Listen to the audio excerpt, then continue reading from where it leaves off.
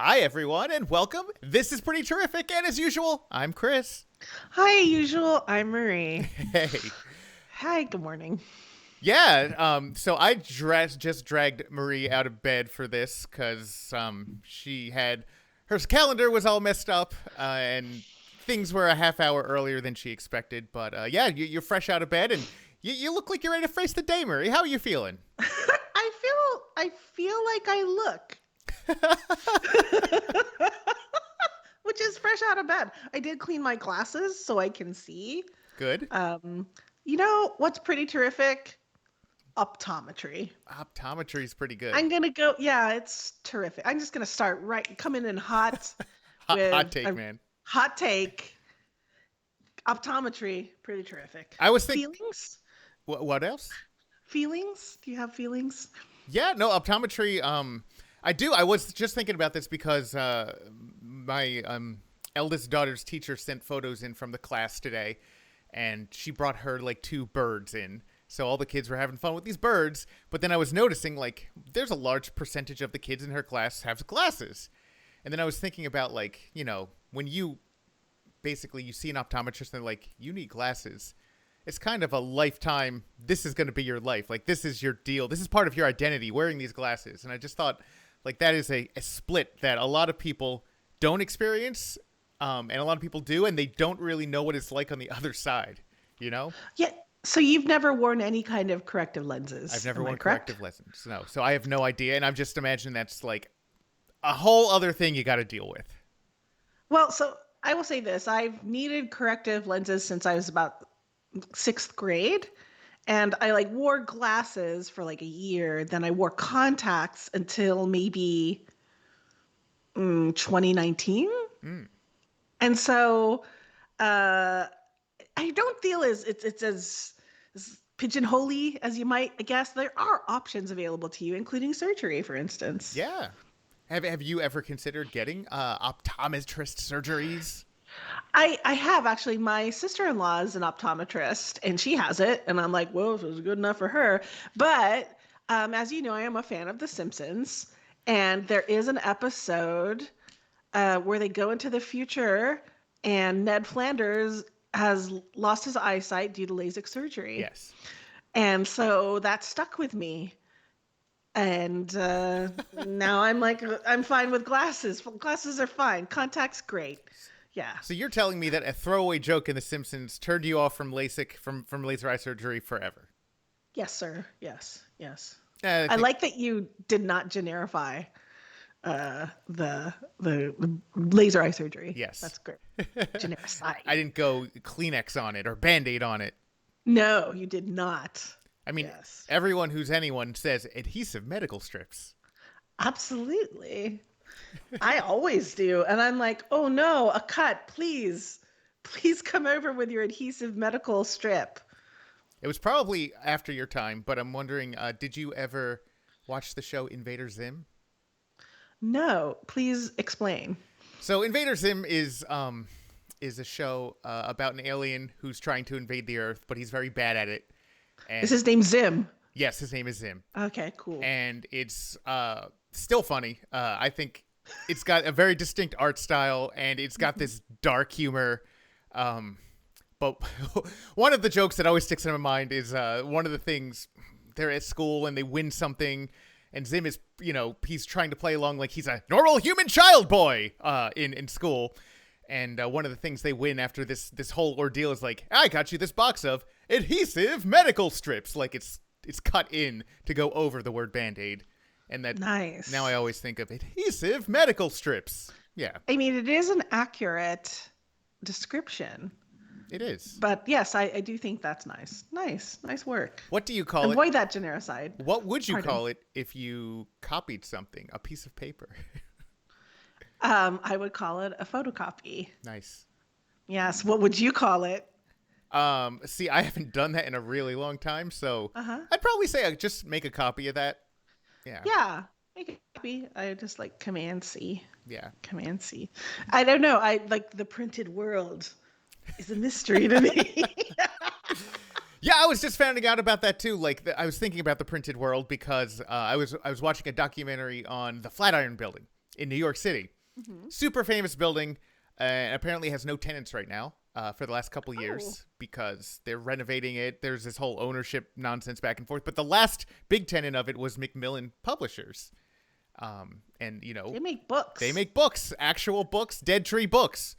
Textbooks. And I know my wife, Kelbot, she has been in there several times because she was contracting for Macmillan Publishers. And she's like, it's not as nice on the inside as it is on the outside.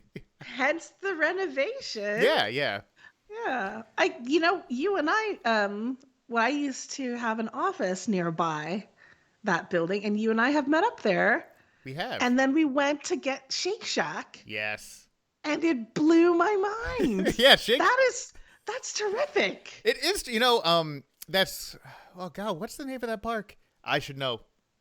It's Madison Square Park. Yes, thank you. Madison Square Park.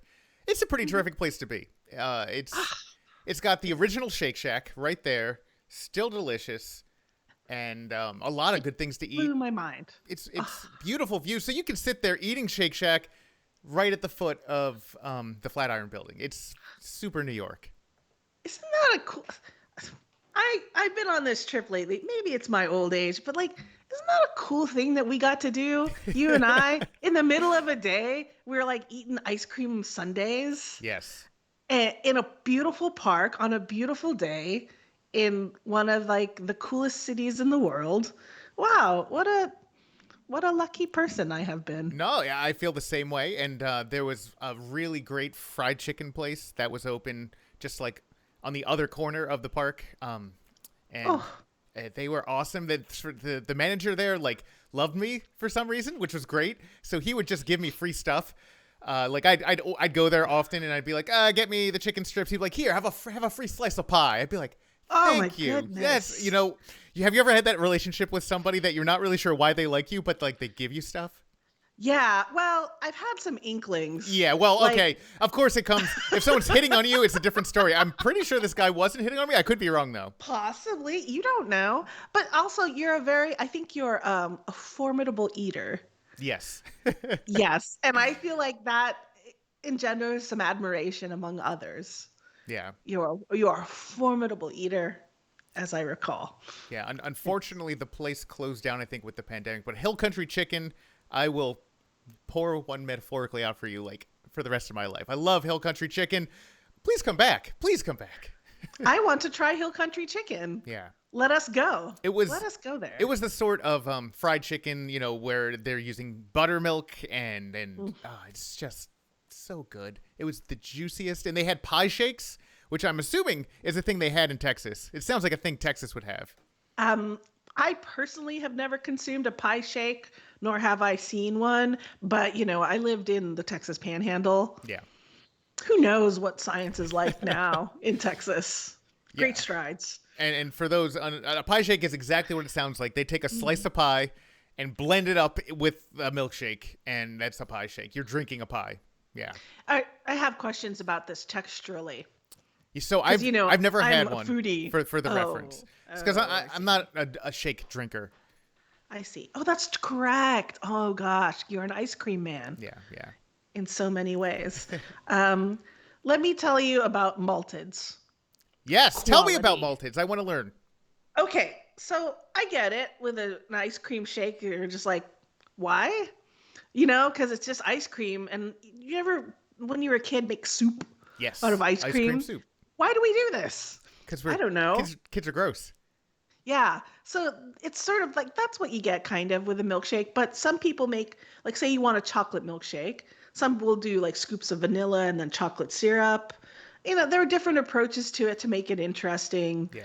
And that's fine. But when you add malt to it, it is just transcendent. So you can tell the difference when the malt's added. Absolutely. Malt is flavorful. It has a texture.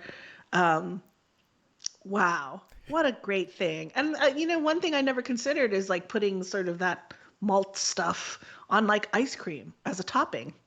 Maybe that in itself would be adequate. But like mixing it up in that blend, it's dreamy. It's definitely a thing people do. And I have some malt. Like I have malt powder sitting around I haven't tapped into yet because I'm not, a big beverage guy. But I did used to enjoy Whoppers, malted milk balls.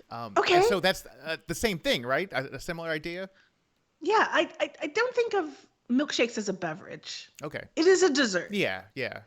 So, I mean, I would encourage you to try, maybe just make yourself a mini malt Sure. and see what it's like. Like, sometimes Ben will get strawberry malteds, and that to me is like, what? Chocolate or die? But I've tried them and they're really good. Just malt. I mean, you're getting more sugar and more stuff, but like whatever, delicious. Go nuts and make yourself a little one. Could you report back? I could totally report back. In fact, like I could do this at any moment because I have everything I need and I have an ice cream shop. I just need to do it. Yeah. To Dave or possibly Will or Ben who might be watching, or maybe some of the new people who joined us. You don't have to own an ice cream shop in order to make a malt. It does help, certainly.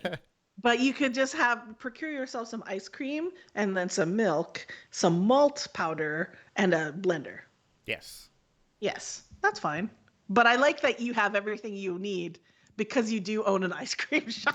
Yeah. It's all right there. I got, the ice cream is where we got on lock. And scoopers, all that. Yes. We're good. Oop. Yes. I have a question for you. Sure. Your scoopers, are they the trigger kind or just straight up normals? They are straight up normals. There are no moving parts in our scoopers. Wow, okay. And I think most places do it that way too. Just more holes leads to more places that stuff gets in that you got to clean. And honestly, it doesn't help much to pop it out when you're doing it like fresh. I just remember that as a child that we had the ones with the triggers, and I'm like, is this really solving a problem? So, okay. I do get some people will be like, why don't you have the ones with the triggers? And I don't think it helps much. Because usually, at least in my experience at home, you'd hit it and nothing would happen. Yeah, it just kind of go clack, clack. Yep. Clack, clack, clack. So they're fun to play with as a kid, for sure. Sure. But is it helping you scoop better? I don't know. Oh, and then you put it in the water? Yeah. We have a dip well. Ooh, technical terms, jargon. It's a dip well. And, technically, I think that is a Xerox sort of thing because it's a company. The company is called Dip Well. Yeah. Genericide left and right in this podcast today. My goodness. And Bless sneeze. you. I don't think I've ever done that. Wow. Ever in your life? Wow. Welcome. What's rare is, here's the thing. Almost every time I sneeze, except for right then, because I've been holding it in hard, I sneeze twice in a row. Like, almost invariably. Every time I sneeze, another one comes. How about you? I'm a three-peater. 3? Yeah. 3 sneezes? 3 sneezes. Well, I think I have an aversion to the number 2.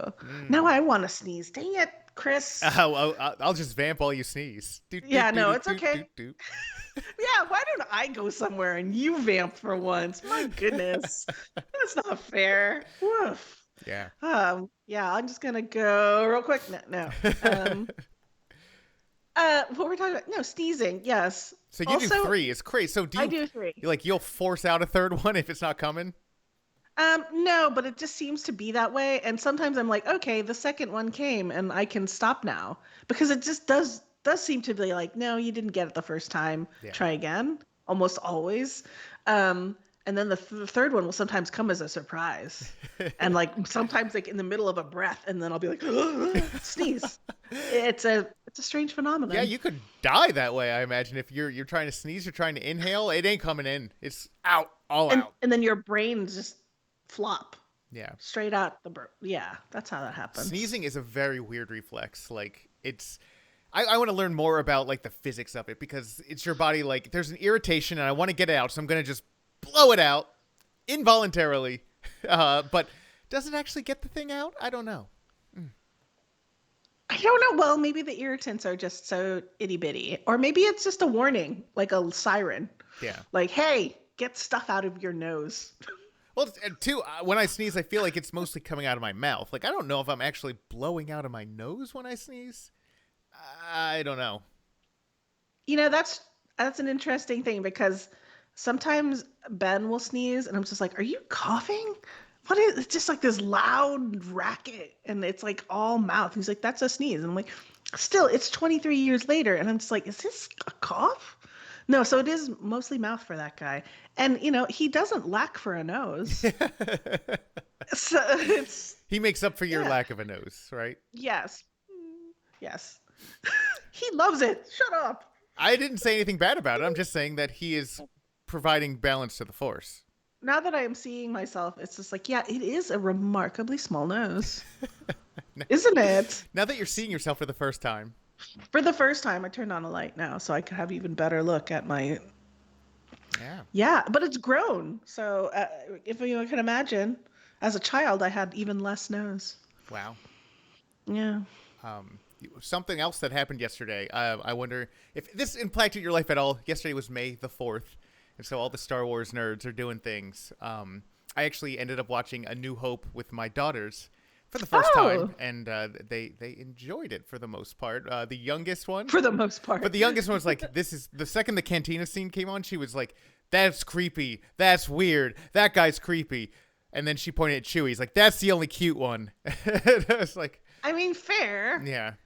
But I like the diversity and representation of the different aliens in the cantina. Yeah. So, hey, but yes, aesthetics are variable. Yeah, they just threw everything at the kitchen wall in that scene, in that movie in general. Like, considering that was the first, it set up so much. And just the aesthetics of it, like the fact that they went, we're going to make this the dirtiest space sci-fi thing you could imagine. It's filthy, that movie. It makes me want to clean. You would. I mean, I think I like that as well. This is a bit of a different thing. Oh, wait, let me go back to May the 4th. Yeah. Yes, one of my colleagues was really into celebrating May the 4th on Slack, and I responded only in Star Trek emojis and memes to perhaps make her think that I have no idea what she's talking about. Yeah. It's lots of Captain Picard, this one. Yep. But what I was going to say is similar to the filthy space nonsense, right? Because we tend to think of like 2001: A Space Odyssey and this sort of clean aesthetic. I've always enjoyed Alien because it's just like space truckers. Space truckers, and it's the Nostromo is dirty as heck too. Dirty, yeah. It's a utilitarian vehicle. Yeah, and that makes it more believable and lived in. Yeah, I really enjoyed that. You don't feel so bad about the fact that a slimy, drippy alien is crawling around that because you're like, it's not getting dirtier. I mean, I still feel badly that an alien is killing people in such a scary way. Yeah. But I was never really that concerned about whether or not it would slime stuff up. Mm-hmm. You know what I mean? Yeah, I guess you're thinking about, humanity and preserving it and not putting people through torture. Yeah, I guess. I'm not thinking about humanity. I'm thinking about my ass and like, oh shit, I need to I don't want to be John Hurt with a chest burster and. No. Do you think everyone was like, oh no, let's clean? Maybe that was just me. I was like, man, what a mess around that whole place. Oh gosh, so much viscera. And where do we take it all? The thing about the alien that always got to me the most actually was the fact that they have acid blood. Because I'm like, man, even if you fight one and you wound it, it's going to melt you. Like, yeah, terrible. Yes, it's a very well-engineered machine. The Alien. Gosh, Alien franchise. I really want to know. Ridley Scott, throw me a bone. Tell me what's going on here because I really like space stuff, as you might know, and I like lore, and I want to find things out, and I really want to know what happened. And then I was like, yay, Prometheus! I'm gonna find out what all of these things are about. Yeah. Engineers and space jockeys and no, I did not. Right. I did not find those things out. No. I think part of it, maintaining some mystery is really good. And But it's interesting, I think about the Xenomorphs that would have come out of the Space Jockey, because the Space Jockey's huge. Yes. And bald. Oh, huge and bald and weird, but also had a chestburster emerge from it. And so you're thinking that a xenomorph that had the DNA of the space jockey came out. So this huge xenomorph came out, right? What happened to that huge one? Like, where are they at, man? Was that the one? Are we talking about Prometheus? No, I'm talking about Alien 1. Alien. Yeah, where is it? Maybe it just got bored. It got bored. And was like, oh, well, I'm a killing machine. Or maybe that was the queen. No, I don't know. Yeah, you know what? So you know more about this lore than me. What's the implication there? Because, you know, it looked like everything had been dead for a long time on that ship, but the eggs were there, and the eggs emerged when, you know, humans came on board. Yes. But is it the idea like the eggs have just been sitting dormant for like decades? Like That's my impression. Okay. Yeah, especially like in Prometheus, like they go to this basically an abandoned planet, and then there are eggs there. And I have never had bed bugs. Let it be on the record. But I have read extensively about them because I fear. And apparently, bed bugs are attracted to body heat and carbon, is it dioxide that we breathe out? Carbon dioxide. Yeah. So that's what I imagine the eggs of a xenomorph are like, where they're like, oh, I'm just going to chill until I'm activated by the warmth of an animal and its exhalations. Yeah. And like a bed bug, apparently bed bugs can like lay dormant, and their eggs can lay dormant for I don't know how long, quite a while, and then be activated by body temperature. So they're bed bugs. Oh man, that is so much more terrifying than xenomorphs. Yeah. Like xenomorphs that are bed bugs. Yeah. I don't know why I torture myself by reading about them on like just something will come up on Reddit and I'll be like, oh no, I must suddenly really care about bed bugs and be very careful and hypervigilant about them, though I've never experienced them. Yeah. They're scary. You never experienced them or go anywhere public. So But it sounds like anyone could be carrying them at all times. They must not be nearly as like spreadable as people say, because you would think that something like New York City would just be completely overrun and they'd never get rid of them. But there's ebbs and flows, right? They got issues. Some places have issues and you know friends with them, but you don't necessarily get it from them. I don't know. Here's the bummer thing. Apparently, bedbugs like clean places. And so that must be like just a mind fuck for you about like, oh no, what do I do? Yeah, they like nice and tidy. Well, all right, so opposite direction, nice and tidy. Okay. You say you like space and things.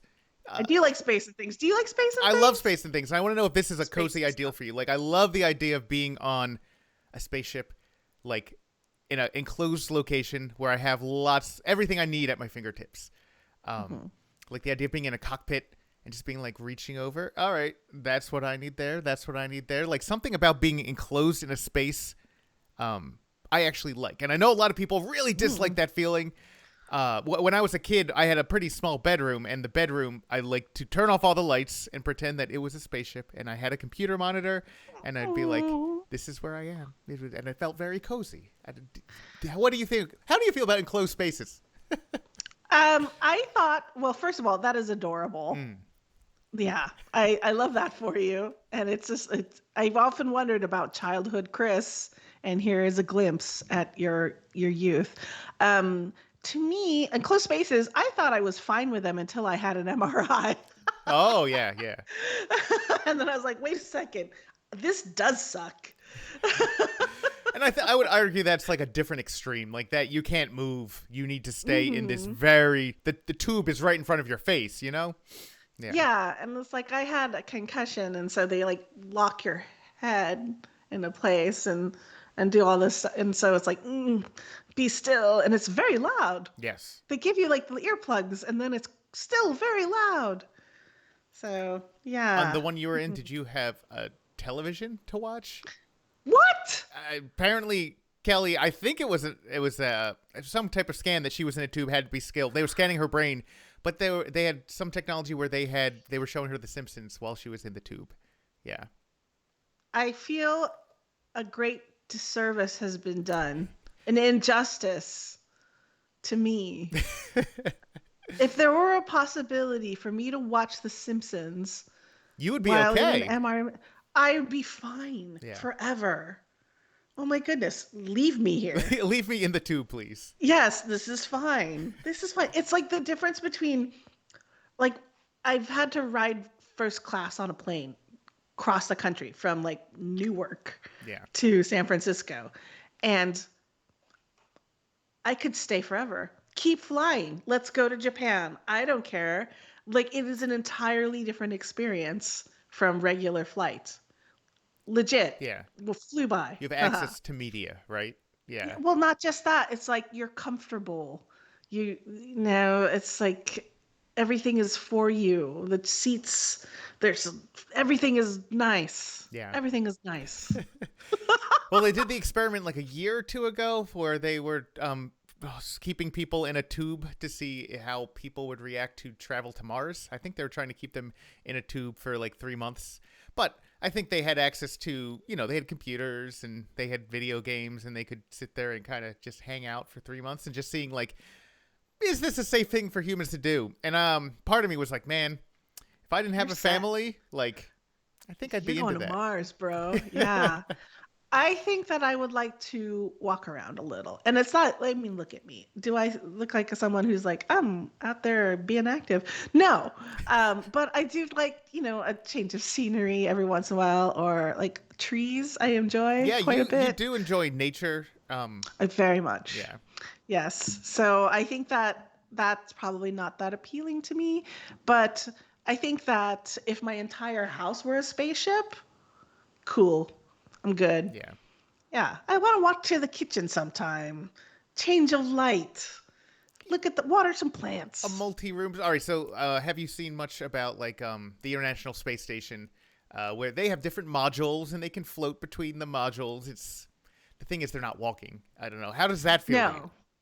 No. It looks a little busy in there. Oh. It's cluttered. And I enjoy, well, this is not a good example, but I enjoy like sort of cleanly, unobscured vistas, let's say. And it's just like so much on the International Space Station. There's like so many wires and buttons everywhere, no matter where you are.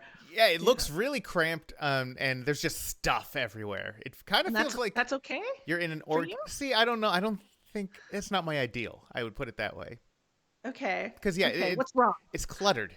Right? Yes, clutter. Because they need to make use of every square centimeter on the vessel, so they just cram it. And I get it, but I think part of me would get like the agita, be like, man, I want to clean it. I can't put it anywhere. Where did these? We have too much stuff. Put it out the hatch. Yeah. It's just have you seen Moon with Sam Rockwell? Yes. Okay, that's spacey. Yeah, that's a pretty big facility. For one person. Totally. And it's pretty bare bones in terms of aesthetics. Yeah. There's not wires everywhere, and it's just for one guy. Totally. So yeah, I like that. And did you read or watch any of The Expanse? I watched some of The Expanse. See, I didn't enjoy the show, but the ship, the Rocinante, the way they presented it there, I was like, this is kind of nice because, when they're burning, they have gravity and they got different rooms, pretty big rooms for. Yes. They just got 4 or 5 people on that ship at any given time. Yeah. Yeah, that's bigger than a house. Totally. Seems like it's kind of like a big house in space. Yeah, that's fine. Totally. Yeah. And it's they don't have junk everywhere. It's got still the metal paneling that you like in a spaceship. Yes, and it's well lit. Yep.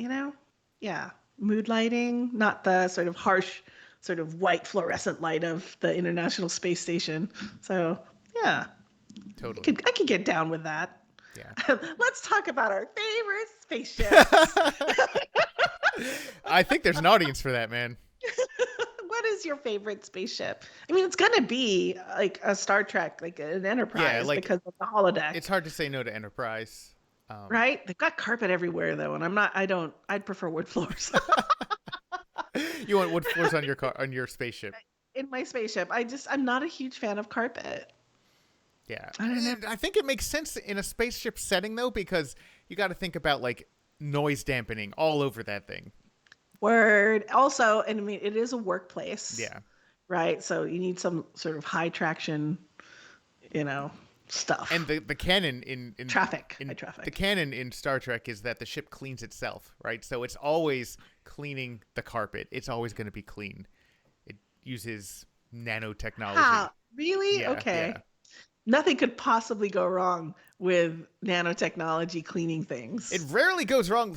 It's one of those things they just kind of like, they hand wave like, oh, we got nanotechnology to take care of that. And I don't think there's ever been a plot that relied on like the cleaning robots going crazy in Star Trek. I think we should write that. Yeah. No. I think we should. Yeah. No. You know what? I think you're right. It's unexplored. Just like they didn't have toilets on the Enterprise in the first schematic drawings, and people are like, well, where do they go to the bathroom? Well, the three seashells. Three seashells, obviously.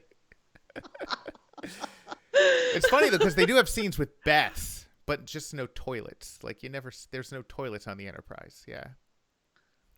You know what happens in that bath. Well, then as kids, we were just like, oh, do they like beam the poop out of them like every time? It's like that seems wasteful. Like it'd be bad. You think you'd get some sort of radiation thing going on if they're just, yeah. Yeah, and you would think that your bowels are made to do this specific thing, and if they're not doing it, you're probably gonna, I don't know, they're gonna get weak bowels, and they don't know what to do. And the next time you're on an away mission and you got to use a real toilet, your body doesn't work. There's so many problems with, well, I mean, who knows how bodies will evolve in centuries from now? It's true. Yeah, who knows? Because we've done so much evolving over the last couple. Not at all. Okay, many unexplored areas. Let's. I think we could write these things. Really, I do think we could write. The nanotechnology for carpet cleaning. Yeah. A whole series could be written about what goes wrong with that. Oh yes. It should just be Yes. like Star Trek janitorial, like the whole thing. I mean, and then okay, I'm gonna leave it alone because you know what? That's not pretty terrific. Because I have like questions, Yeah. and those aren't like necessarily terrific, and I just want to celebrate the terrific today because Yeah, it's Friday. I think delving into that topic is pretty terrific, though. See, it's Friday, but getting into the minutia of like the day-to-day living in a heralded sci-fi series, I think that's terrific. Yeah. Okay, let's go into this nanotechnology stuff. Let's dig in. What are your what Well, are your questions? so this is a little bit a little specific, but let's say the nanotechnology that is identifying things on the carpet, is it only destroying organic material like, like dust or skin cells and stuff like that? Because what if I lose my phone or ring or earrings or glasses on the carpet and I'm like, oh shit, I need to go find them. And the nanotech has like gone over it all. Yeah. And then they're like, is it only inorganic or is it organic material? think Inorganic I material? believe the canon is it's everything. Like I remember Okay, there your was a glasses thing. are gone. Yeah, so like someone shatters a glass, they're like, "Don't worry, the ship will clean it." So it's gone. But the thing is, the whole thing about Star Trek is that the Federation is a post-scarcity society, and so you just go to the replicator and be like, "Give me my earrings back," and it makes your earrings again. Okay, but what about sentimental value? Sentimental value. Well, you better hold on to it and don't lose your damn earrings. Through the roof. Here's another question then. So if I break a glass on the floor, um, I don't need to clean that up, you would say, right? Right. Oh no.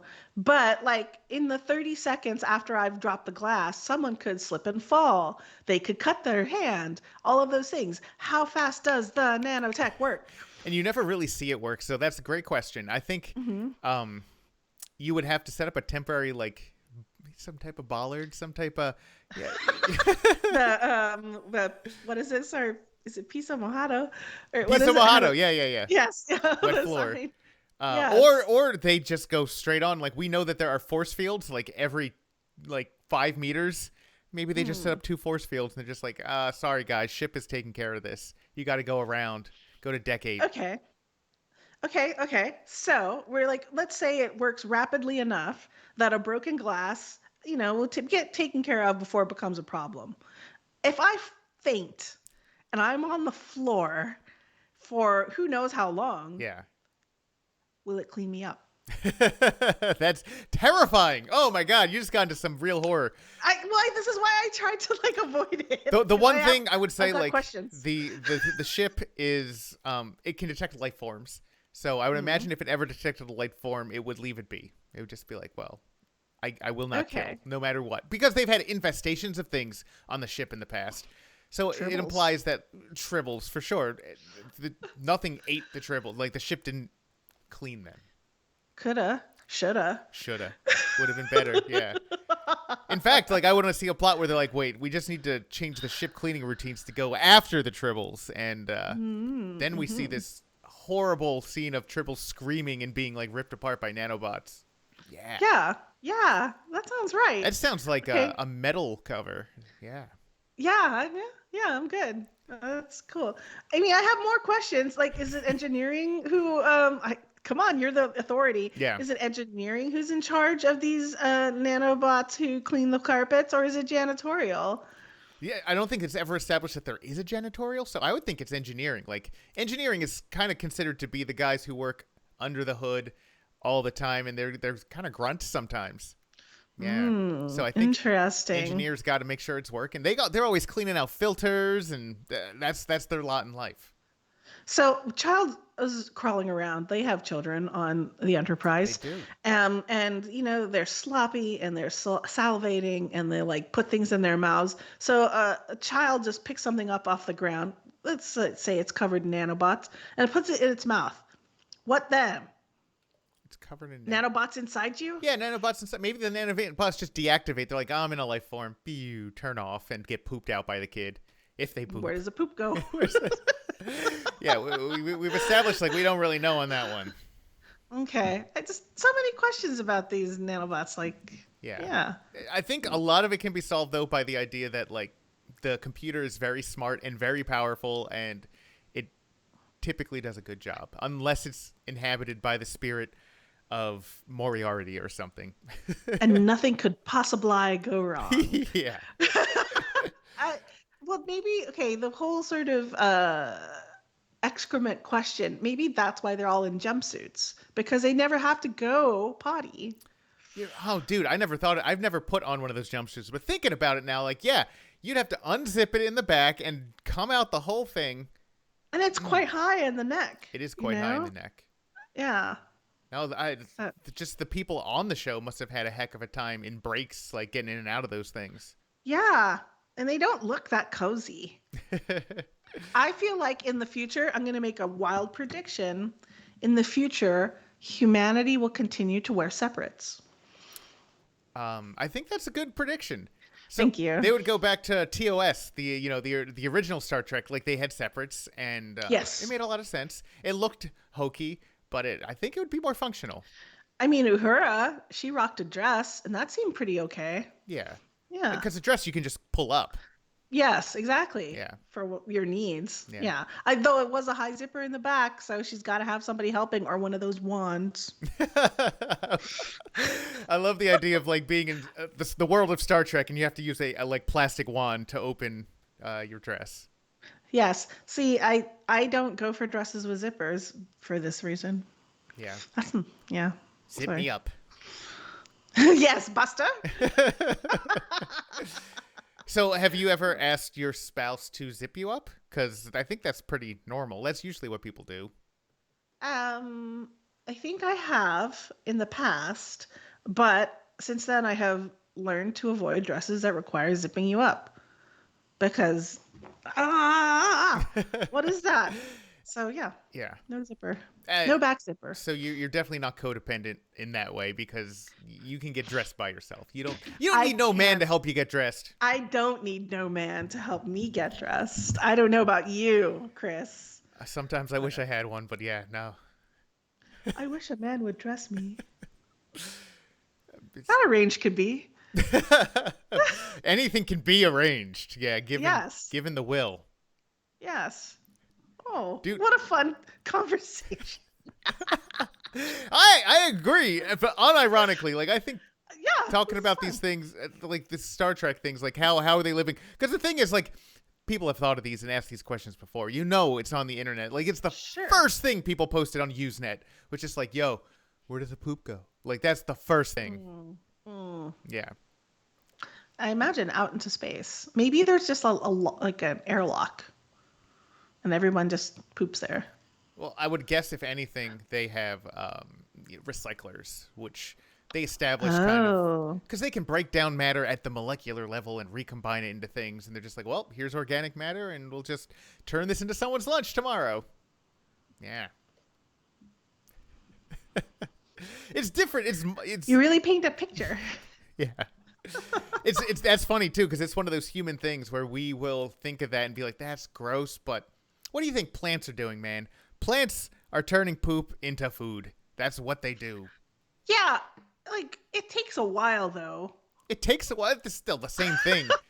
It's a process. Does the process, the fact that it's a process, make it cleaner in your brain? Yeah, well, like think of like water filtration. Sure. Yeah, that works for me. I'll drink, like, I'm not going to drink straight out of a puddle, but I imagine there are ways it goes through the system. Yeah. You know, there's all these processes, chemicals are added, chemicals are taken away, and filtration. You know, Yeah. But if you had a magical device that could separate the molecules and recombine them in a pristine state instantly, same thing, right? Just quicker. I'm just reacting to it as a person with this technology would be very brand new. Yes. I imagine if we were easing into it over the time and the centuries it takes to get there, I'd be fine. Yeah. Right? But no such technology exists now, so I remain skeptical that something like that could work. Sure. That's all. Yeah. I think that was the first scene in the acclaimed film Waterworld. Was the main character peeing into a filtration device and then drinking it like immediately. Oh, well, good for him. I got to go back and watch Waterworld. It was him. It was Kevin Costner? Yeah, was it Kevin Costner? Kevin Costner was peeing in the first scene of Waterworld. Yeah. Cool. I got to go back and watch that movie because, like, what movie has the gall to start like that? Like, this is a man peeing. Cool. Cool. I imagine there are many films that begin with a man peeing, but maybe not ones from mass consumption. So cool. These are the things that I would, if I had a shelf of movies, would be like, well, this is the ones that start with a man peeing, and these are the ones that start with a wacky non sequitur, like, you know, just the genres you don't think about. Or the ones that start with like record scratch. That's me. How did I get here? That kind of thing. Yeah. In medias res, as they call it from, you know, Homeric epic. Record scratch. Anyway. Yeah. It's like, that's me in the spotlight, losing my religion. Oh, yeah. How did I get here? Well, that's a funny story. And then can I just very quickly, Ferris Bueller, kind of a jerk. You know, I've never seen that movie. Never wow, seen it. Chris. I hear people reference it incessantly. But yeah, I never seen it. So the whole thing, right, the concept of that movie is that he's just trying to skip school, right? That's the whole thing? He's so smart that he doesn't need to go to school. He, like, coasts on, like, messing with computers and shit and having a great day and bullying his best friend into doing things that he doesn't really want to when he's not feeling well. No, that sounds rough. Like, I think if you're gonna, that's my take. If you're gonna go that angle, you go be your Doogie Hauser, where he, you know, did school so fast and was so smart that he became a doctor, and then he would type on his computer and it would play the theme song, and you know, you felt good about the world. Okay, but I just want to talk about the dichotomy of the Doogies and the Ferrises. Yeah. Right? Because the Doogies are like, man, he's just like part of the machine, right? He's just doing what capitalism tells him to. But the Ferris is like, oh, I'm gonna like beat my own drum thing. Yeah, but you know? But which one is aiding society in any appreciable manner? Well, I mean, okay. Like, what has the Ferris Buellers done for the world? Maybe some of them made some really good punk rock records, but beyond that, what are they doing, man?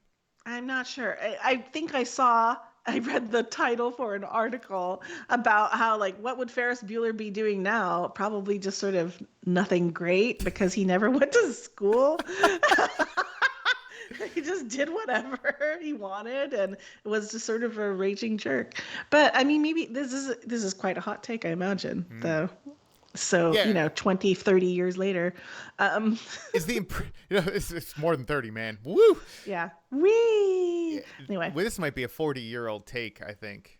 But he, I guess, is he supposed to be presented as like the hero of the movie? So people Yes, he is. admire him. They're like, man, I want to be that guy.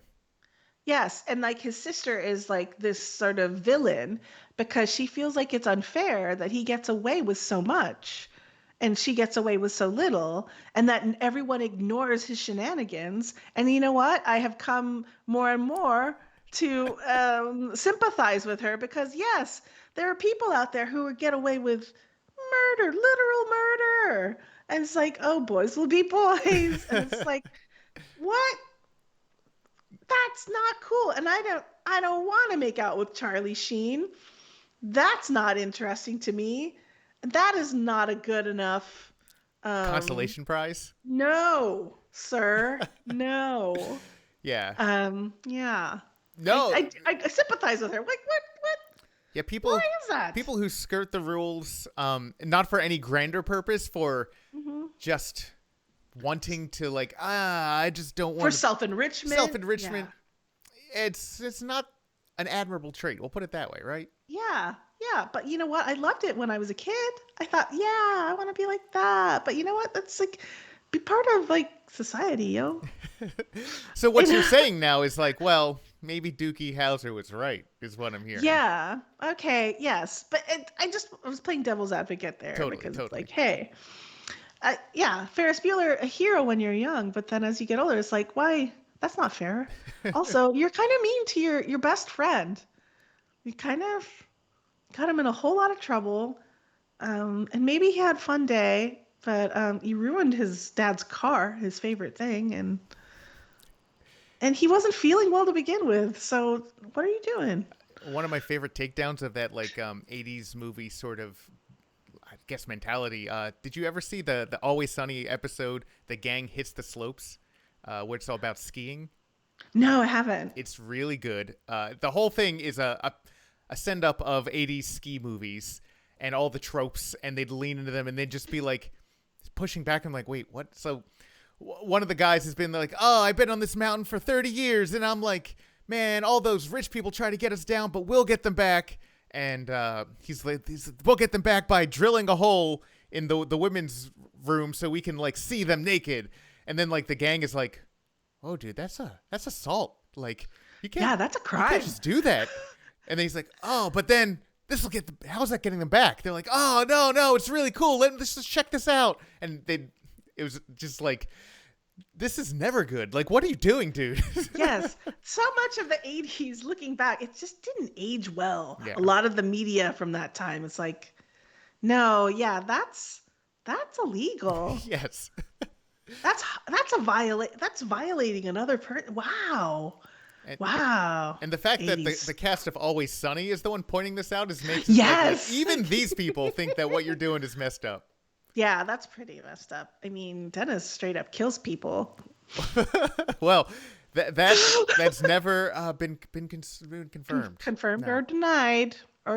It's been denied. No, he's denied it. Okay, he's not. Yeah, okay, fine. But there's the implication. There's the implication. There's the episode where they have the high school reunion and they go into his backseat and he's got all these like twist ties and like Yes. handcuffs. He's like, these are tools. These are the tools I need. Everybody, yeah. Everybody has tools. Yep.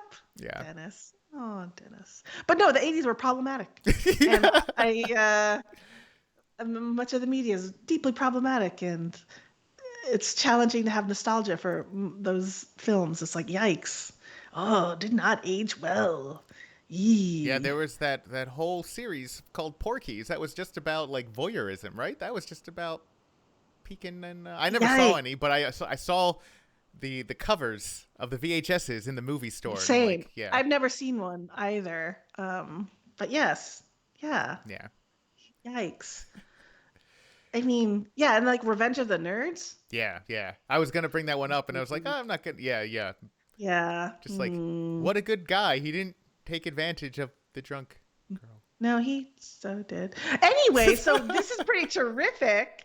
I like trees and I like swimming pools and I like apples and milkshakes. Speaking of swimming, have you done swimming yet in your pool? Is that a thing yet? No, weather not good. Still It weather rained not yesterday. good. Mm. Yeah. Dude, LA's So. gotten more rain with you there than it's ever gotten.